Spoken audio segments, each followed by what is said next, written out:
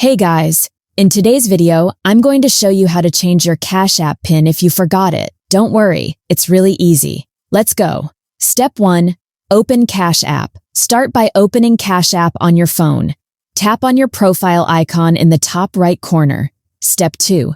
Select Privacy and Security, scroll down and select Privacy and Security. Step 3. Change Cash PIN. Here, you'll see the option.